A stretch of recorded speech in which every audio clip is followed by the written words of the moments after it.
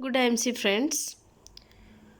पूरा विश्व, पूरी मानव जाति आज जिस दौर से गुजर रहा है और स्पेशली हम भारतवासी आज जिस दौर से गुजर रहे हैं दोस्तों, चलिए आज उसी के ऊपर कुछ चर्चा करते हैं, कुछ आलोकपात करते हैं। तो इसीलिए आज का टॉपिक मैंने चूज़ किया है some know house on pandemics and it is a lesson to the human race. तो चलिए दोस्तों आगे बढ़ते हैं। Pandemics a lesson to human race. तो जैसे कि हम लोग इस फिगर में देख रहे हैं करंट सिचुएशन जिसका दर्द हर एक इंसान आज भुगत रहा है, मेंटली या फिजिकली हम लोग सब इसी दौर से गुजर रहे हैं फ्रेंड्स। तो देखिए चलिए कुछ चर्चा करते हैं उसके ऊपर, और इसी के लिए मैंने जो इंडेक्स में जो पर्टिकुलर विषय वस्तु रखा हुआ है, जो मैंने रखा है उसको थोड़ा पढ़ते हैं। सो इंडेक्स में ये सब है।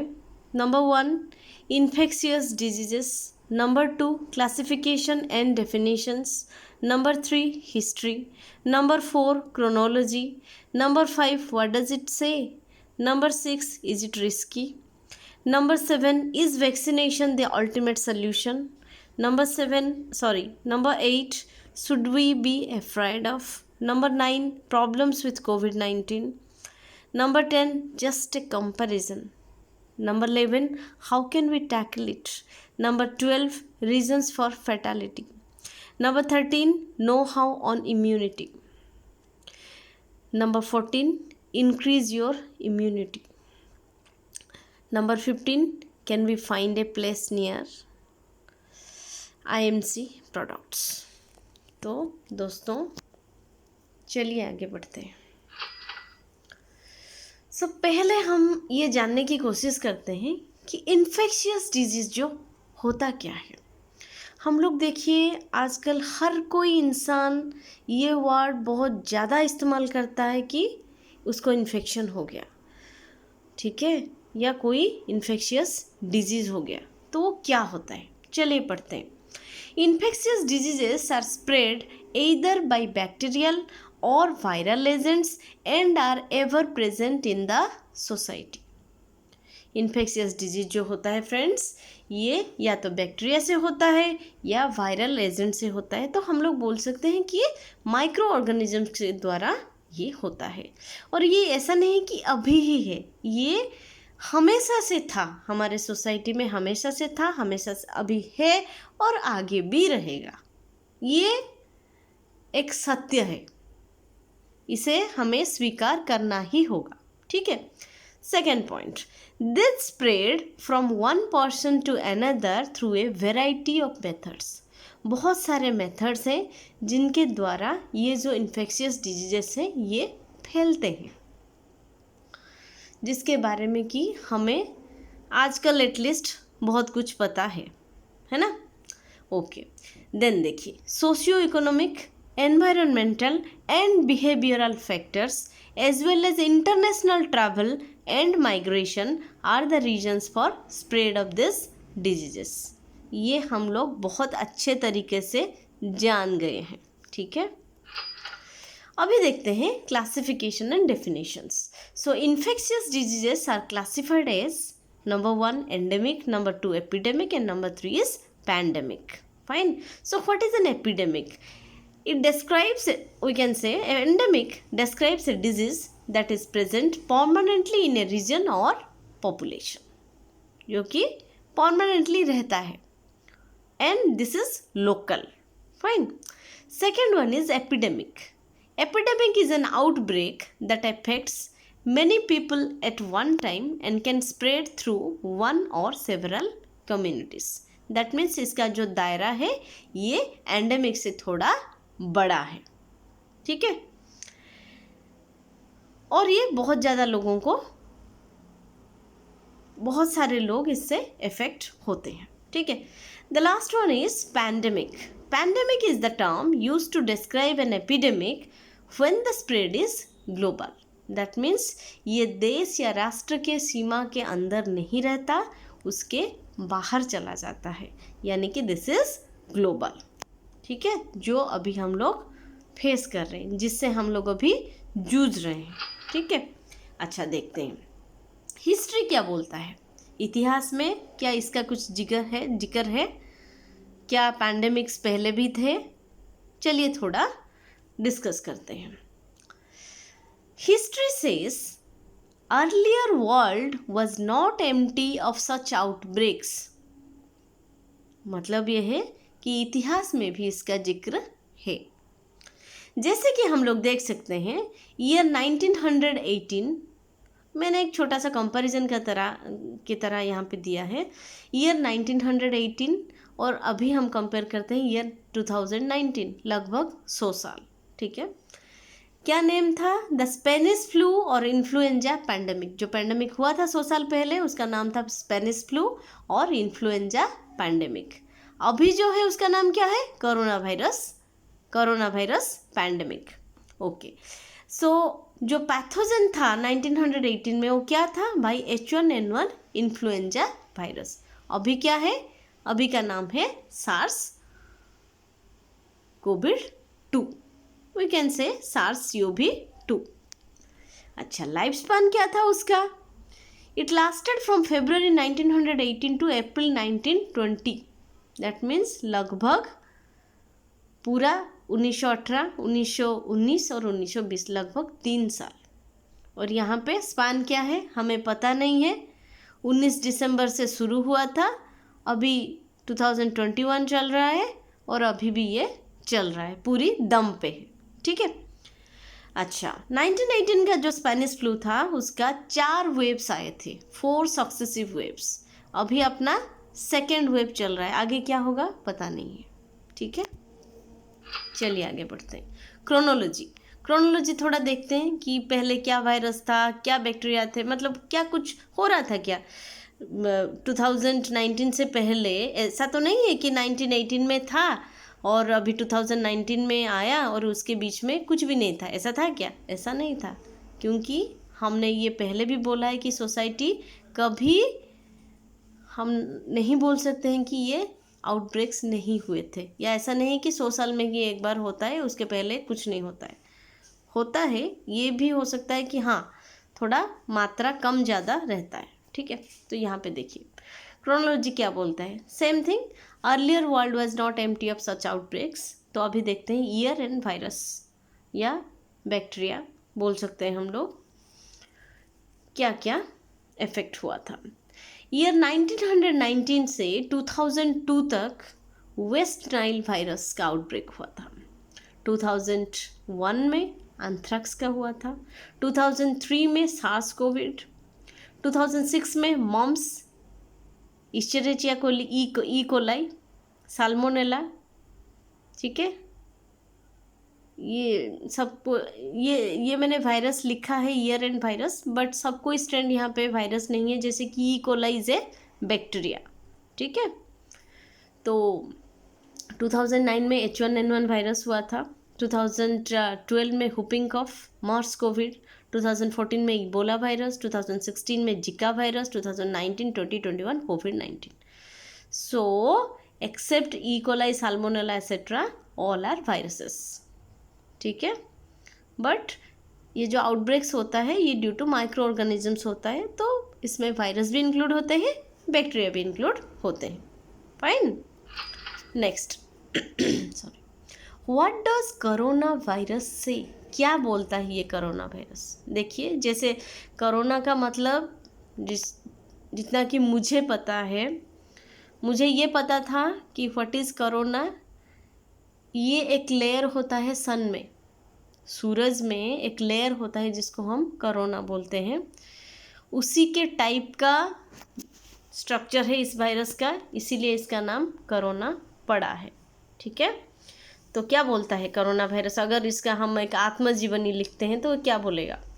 ये बोलता है, my name is corona, I am the creator of the disease कोविड-19, my specific name is SARS-CoV-2, I am active now in second wave form. I have done double mutation for ease of my survival. मतलब क्या है कि पहले मैं जैसा था उससे थोड़ा ज़्यादा सस्टेनेंस करने के लिए मैंने अपने आप को म्यूटेट किया है, ताकि मैं और अच्छे तरह से सोसाइटी में सर्वाइव कर सकूं। ठीक है, one type of evolution we can say this is a mutation हुआ है। ठीक है,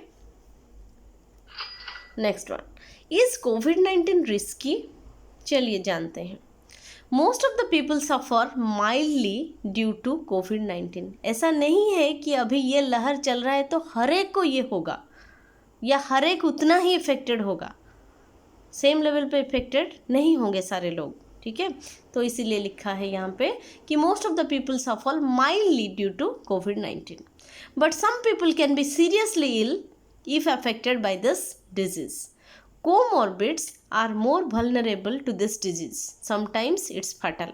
That means जिनको पहले से ही कुछ बीमारियां हैं, जिनको कुछ क्रोनिक डिजीजेस है, वो थोड़ा ज़्यादा रिस्क पे रहते हैं। ठीक है, कभी कभी ये फैटल भी हो जाता है। ठीक है, it is seen that even the older people with strong immunity are not affected or if at all affected are cured at a faster rate. But हमने ये भी देखा है कि कुछ लोगों को 80-90 साल के लोग हो चुके हैं उम्र उनका, बट फिर भी वो अच्छे से सर्वाइव कर लेते हैं, या तो उनको होता ही नहीं है, अगर होता भी है तो अच्छे से फास्टर रेट में वो रिकवर कर जाते हैं। जैसे कि मैंने ये सुना था, शायद आप लोगों ने भी सुना होगा, इटली का एक महिला जिनका उम्र था 101 साल, जिन्होंने 1918 का स्पेनिश फ्लू भी देखा हुआ है, वो कोविड-19 से भी रिकवर की और सी इज़ फाइन नाउ। ठीक है, तो ऐसा एग्जाम्पल भी है हमारे पास। तो we can say it is just a game of immunity both mentally and physically. ठीक है, हम बोलते हैं ना, मन के जीत मन के हार। तो you should be immune mentally first. Mind का इम्यूनिटी भी बहुत ज़रूरी है दोस्तों। वाइज पीपल से a strong mind can handle A weaker body but not vice versa. अगर आपके पास एक स्ट्रॉन्ग माइंड है और एक बहुत ही कमज़ोर बॉडी है तो you can handle friends, but आपके पास अगर बहुत अच्छा बॉडी है और दिमाग से आप कमज़ोर हो तो यू विल जस्ट फेल। ठीक है, next one, is vaccination the ultimate solution? या यस, ये एक चर्चा का विषय हो सकता है। तो answer is no, this is not the ultimate solution. ऐसा नहीं है कि अगर आपने वैक्सीनेशन ले लिया है तो आपको बीमारी होगा ही नहीं या आप इन्फेक्ट होगे ही नहीं। So the answer is no, because it requires at least 30% by default immunity in the body to make the vaccine effective. That means vaccine को इफेक्टिव होने के लिए भी आपके बॉडी में कुछ तो इम्यूनिटी होना चाहिए बाय डिफ़ॉल्ट। अगर आपका बॉडी वैक्सीन को भी सहन नहीं कर सकता है तो क्या होगा? Just think about it. It is advisable to take vaccine whenever you get the chance. हाँ, ये एडवाइजेबल है कि आप वैक्सीन ज़रूर ही लीजिए, बट जब आपका मौका आएगा, जब आपको चांस मिलेगा तभी लीजिएगा। तो till then just take care of your immunity. आपका इम्यूनिटी का ख्याल रखिए तब तक। The chances of fatality and complications decrease if you are vaccinated. ठीक है, फैटेलिटी रेट जो है, कॉम्प्लिकेशन रेट जो है वो कम हो जाएगा जब आप वैक्सीनेटेड हो जाओगे। It doesn't mean that you will not be infected. ऐसा नहीं है कि आप इन्फेक्टेड नहीं होगे। So maintain your immunity all the time. So जो मेंटेन करना है इम्यूनिटी, ये आज का विषय नहीं है, ये आपकी पूरी ज़िंदगी का विषय है। आज कोरोना है, कल कुछ और हो सकता है। ठीक है, so today it is corona, tomorrow it can be something else. Fine, next sorry, should we be afraid of कोविड-19? क्या हमें डरना चाहिए? The straight answer is no. Even if we all are prone to this disease, still we don't have to fear. हाँ, ये है कि हम सब लोग उतने ही सेंसिटिव हैं, सब लोग उतने ही रिस्क में हैं डिजीज़ होने के लिए। ठीक है, बट ऐसा नहीं है कि हमें डर के रहना चाहिए। Accept the fact we all are going to face it one or the other day. ठीक है, ऐसा भी हो सकता, जैसे हम लोगों को सबको नॉर्मल वायरल होता है कि नहीं होता है, नॉर्मल फ्लू तो होता ही है ना, कफ एंड कोल्ड तो होता ही है, तो ये भी हो सकता है सबको, ठीक है।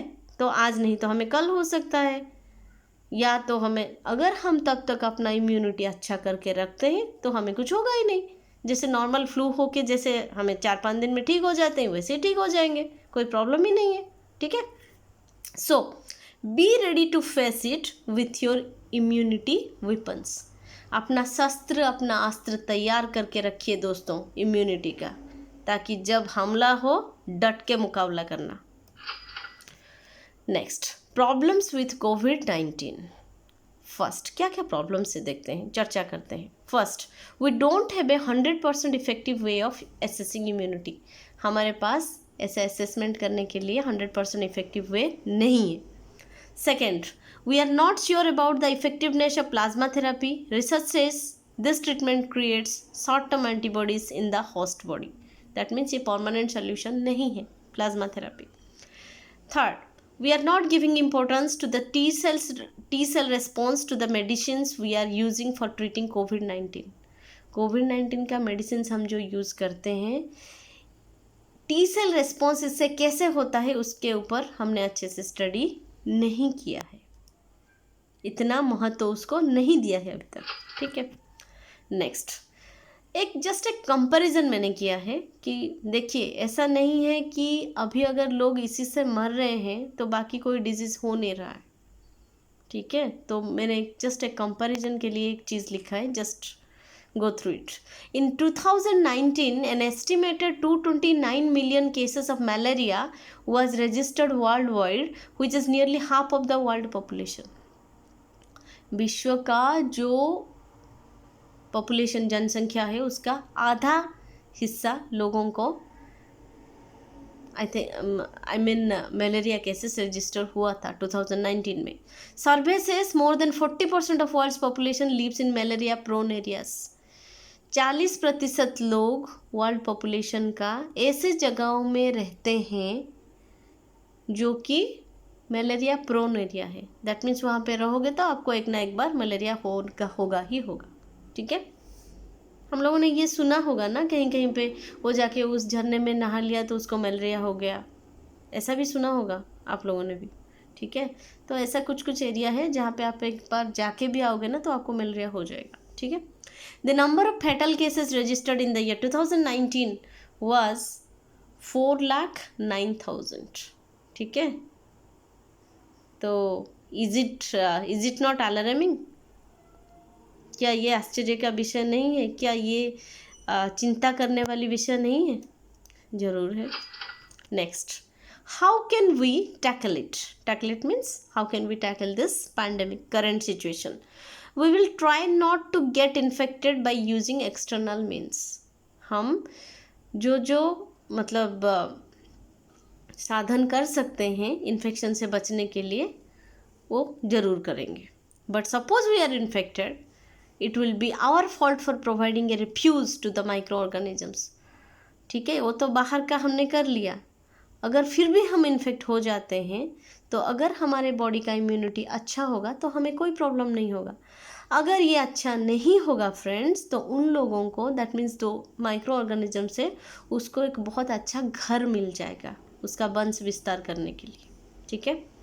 A safe refuge is built in our body for them if and only if our immunity system is weak। अगर हमारा इम्यूनिटी सिस्टम वीक है तो वो आराम से आके अपना पॉपुलेशन बढ़ा लेगा, ठीक है। इसीलिए बोलते हैं ना हम लोग कि एक देश का, एक राष्ट्र का डिफेंस सिस्टम अच्छा होना चाहिए ताकि कोई भी बाहरी हमला अगर होता भी है तो ये अच्छे से डट के मुकाबला कर सके। Same thing is with our body as well. Next, reasons for fatality. तो इतना दहशत का मौसम क्यों है फ्रेंड्स आजकल? अगर ये इतना कुछ डरने वाला चीज़ नहीं है तो इतना लोग मर क्यों रहे हैं? क्या हो सकता है reason? Let us take a look. Scientific journal से actual death rate is only 0.1%। Journals यही बोलते हैं friends. Then the question arises in our mind, why such huge number of deaths we are experiencing?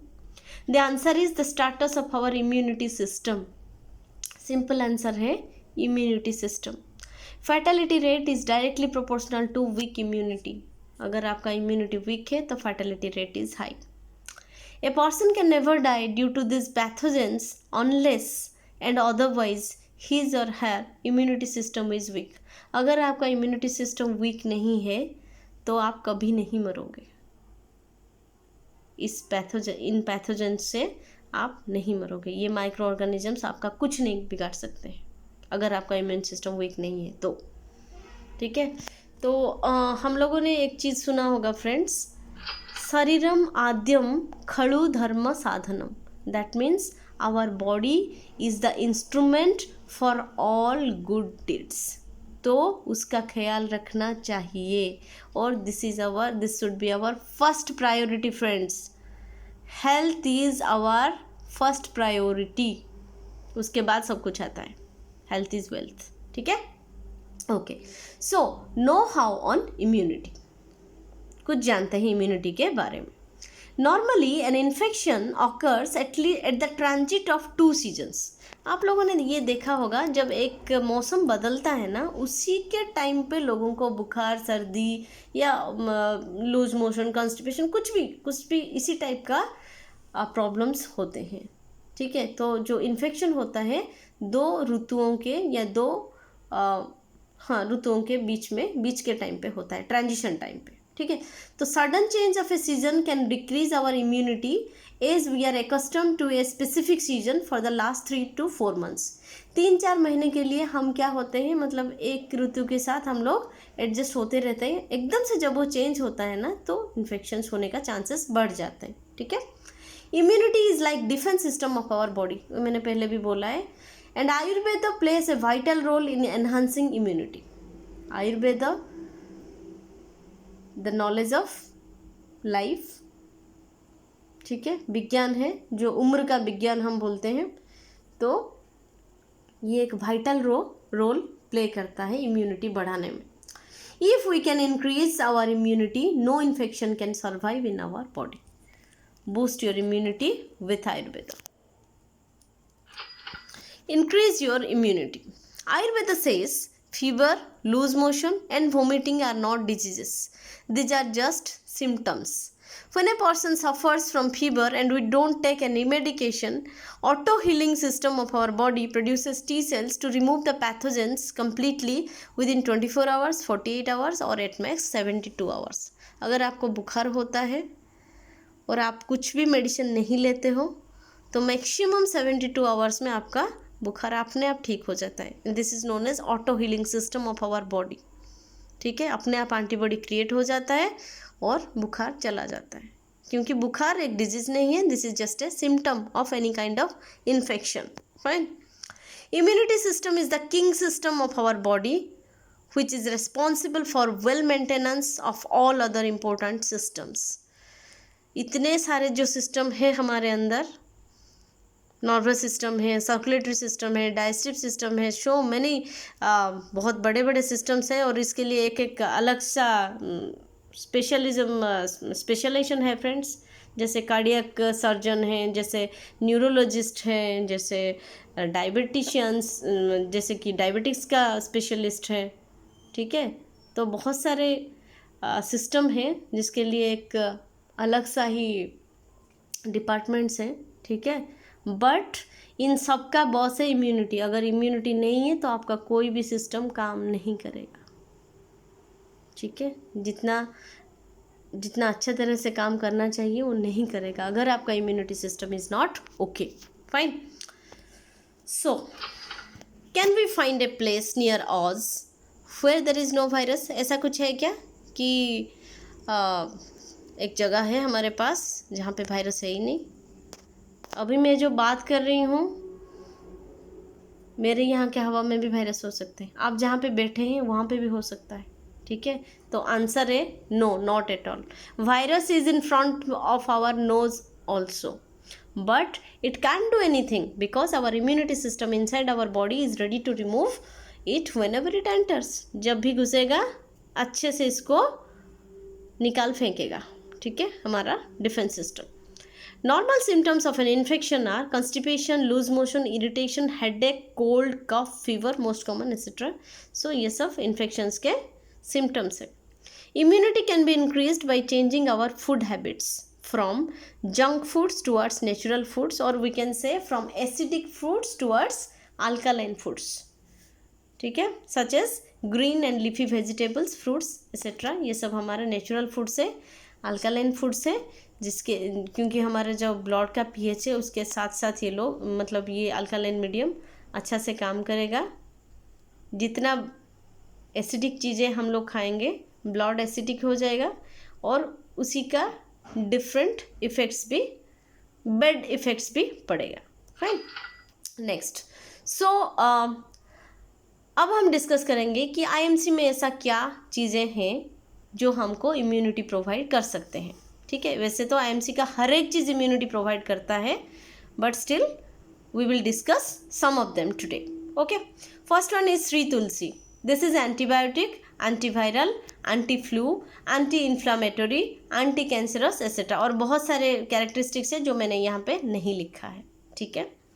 Shri Haldi, this is anti inflammatory, detoxifying agent, lowers the risk of heart related diseases, anti cancerous, anti cough etcetera, और बहुत सारे हैं, ठीक है। Himalayan berry, this is a store house of oxygen, minerals and vitamin C. कहते हैं कि इसमें 4 से लेकर 100 गुना तक ज़्यादा विटामिन सी रहता है, और ऑक्सीजन का तो ये एक भंडार है, ठीक है। और अभी आप लोगों ने अगर सुना होगा तो DIHA हमारे जो DRDO का एक रिसर्च ऑर्गन है, वो लद्दाख में एक एक्सपेरिमेंट कर रहा है, एक्चुअली किया हुआ है, और वो लोग मतलब ये डिसाइड किए हैं कि हम लोगों का जितने सोल्जर्स हैं ना वहाँ पे लद्दाख में जो तैनात हैं, उनको ये एज एन एनर्जी बूस्टर के तरह से दिया जाएगा, सीबोक्टोन और हिमालयन बेरी, ठीक है, because it is a store house of oxygen. Fine, next one is immune 20X. This is an immunity enhancer, it helps increase body resistance, and बहुत सारा है, much more. Next one is super health capsules. It is helpful in proper metabolism, reduces stress, weakness, etc. Wheat gold, this purifies blood, increases blood platelets, helpful in blood sugar disorders. Aloe Sanjeevani juice, a very good antioxidant and a rejuvenating agent. Chavan gold, it stimulates body's response to infections like cold and cough by expelling the toxins from the body. So friends, जितने भी सारे हमारे Ayurvedic products हैं उनका 2 ही काम है, एक तो डिटॉक्सिफिकेशन, दूसरा है एंटीऑक्सीडेंट्स, ठीक है। तो यहाँ पे मैंने जितने कैरेक्टरिस्टिक्स लिखा है उससे और डबल या ट्रिपल ज़्यादा कैरेक्टरिस्टिक्स इन मेडिसिन्स का है। तो हम लोग ये सबको इम्यूनिटी एनहांसर या इम्यूनिटी बूस्टर के तरह से यूज़ कर सकते हैं। तो इसीलिए हम बोलते हैं कि इम्यूनिटी बढ़ाइए और स्वस्थ रहिए, स्वदेशी अपनाइए, देश बचाइए, ठीक है। So at last friends, thanking all the sources जहाँ जहाँ से मैंने कुछ भी स्टैटिस्टिक्स लिया हो या कुछ भी इंफॉर्मेशन लिया हो, I am thanking all the sources and thanking you all friends because you have spent your valuable time to listen to me and watching my video. Thank you so much. अगर आप लोगों को कोई comment, complement कुछ भी देना है तो you are most welcome. And अगर आपको मेरा वीडियो अच्छा लगता है तो प्लीज़ सब्सक्राइब करिए और कमेंट में लिखिए अगर आपको किसी और विषय में इसी टाइप का कुछ वीडियो चाहिए तो मैं ज़रूर अपलोड करूँगी और मैं खुद को खुशनसीब समझूँगी। Thank you friends, good IMC, Jai Hind.